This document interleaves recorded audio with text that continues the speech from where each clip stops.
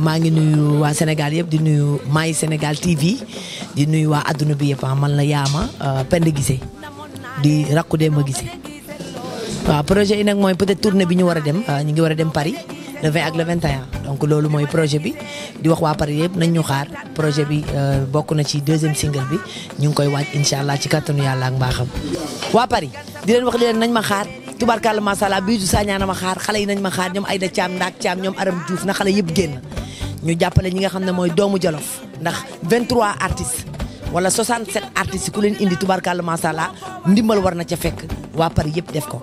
kala mbiyo mbi may mbi mami yen tukuleur yi nga xam ne yéen a féete côté Mantila Joli onon bandiraɓe onon fof mbaɗa noddi mon min Penda Guissé mbaɗa joua le 20 et le 21